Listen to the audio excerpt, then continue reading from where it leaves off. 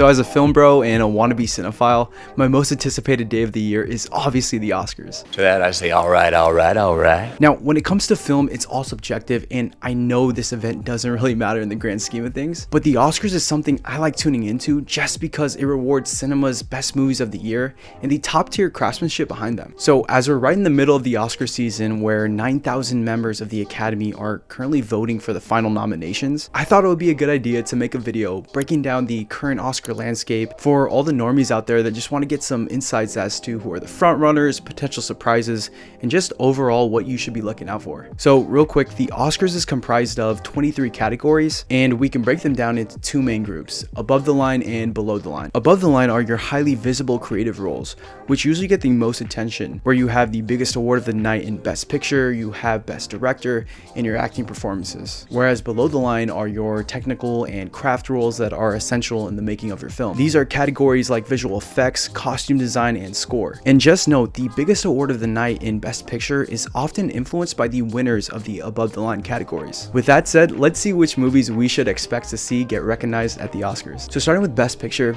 here's a view of the likely nominees ranked in order from 1 to 10. So right off the bat, if you're a normal moviegoer, you have probably only seen two of the films on here, and that's Dune Part 2 and Wicked. Huge projects with huge budgets that really landed for critics and audiences. Dune 2 is my pick for film of the year, truly one of the best sci-fi epics I've seen. It's definitely getting nominated just like the first Dune did, but sadly it's not gonna win just because of its early release and its sci-fi genre. And for Wicked, you'll see later on that the acting performances and the late hype surrounding its release has driven a winning narrative, which is why I have it at number 4 right now. The rest are your Oscar bait films that only avid movie followers would know about. The top two frontrunners in The Brutalist and Anora are getting a whole lot of praise from critics this season. So The Brutalist, an A24 distribution, is this 3.5-hour grand, dark, classic-like film that follows the tribulations of this industrial architect who left a war-torn Europe for a new life in America. I have yet to watch it because it has such a limited release where I'm at right now, but it's at number 1 right now just because it checks all the boxes that the Academy likes. A sweeping historical drama, complex characters, themes of personal sacrifice, and of course a powerhouse leading performance from Adrian Brody. Then you have Anora,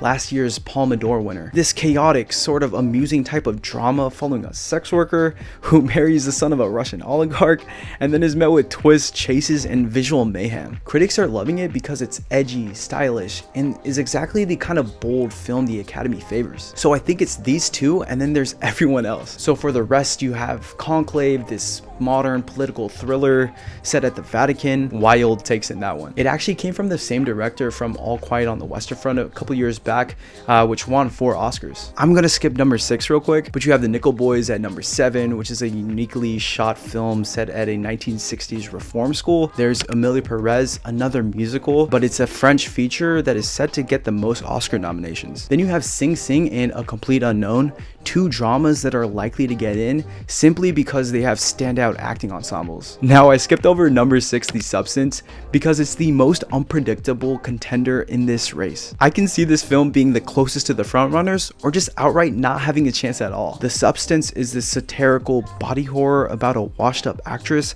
who uses a black market serum to become young again. The most wild experience I had in 2024, where I appreciated its unique concept but was a bit turned off by the third act. Now, drawing attention for its daring style, this film has gained a cult-like following in the film community right now, and it's something rarely seen in contemporary cinema. A lot of its potential rests on whether it breaks into the other above-the-line categories. So I'm taking a bet here. I'm saying that The Substance's lead performance in Demi Moore is gonna win for Best Lead Actress. I feel like this is a career achievement award that has only been ramping up this season, and it's really between her and Honora's Mikey Madison. From the perspective of the Academy, I think Madison's a bit too young at the age of 25. Like in the past 25 years, there have only been 2 actresses that have won under the age of 30. That's Natalie Portman and Charlize Theron at 28 and 29. And honestly, it's a two-way race for Best Lead Actor too. I think Timothée Chalamet playing Bob Dylan still has a shot going head-to-head with Adrian Brody. Fun fact, Brody was actually the youngest winning Best Lead Actor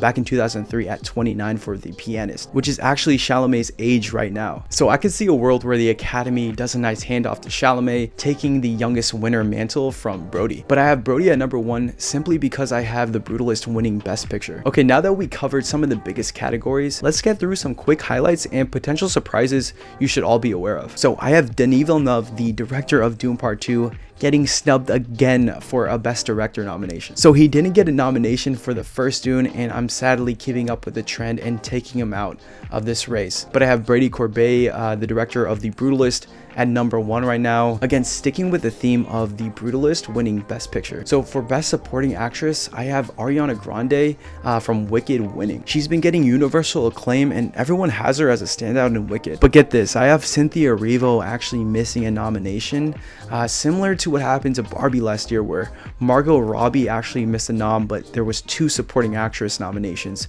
that went with the film. For Best Animated Feature, I'm taking The Wild Robot, beating out Flow and Inside Out 2. The Wild Robot is a phenomenal film, like my second favorite film of the year, an absolute standout from 2024. But be on the lookout for Flow. It's on the rise right now and it's getting a ton of international praise. And then for the writing awards, again, these are above the line. I'm seeing the original screenplay winner being awarded to Sean Baker for Anora. Feel like it's time for a win in his book right now. This is another reason why I have it at number 2 right now. And a good note is that you don't necessarily need a screenplay win in order to win Best Picture. Just look at Oppenheimer last year, but it does help. And then for adapted screenplay, I have Conclave winning. The material feels like something the Academy would favor, although I didn't think the execution of the writing was particularly strong. And then lastly, my personal favorite awards of the night, we have cinematography and original score. I have The Brutalist winning both of them. Again, I haven't watched it, but purely off the trailer alone, this might have some of the best shots of the decade. And everyone is just raving about all the crafts in this film,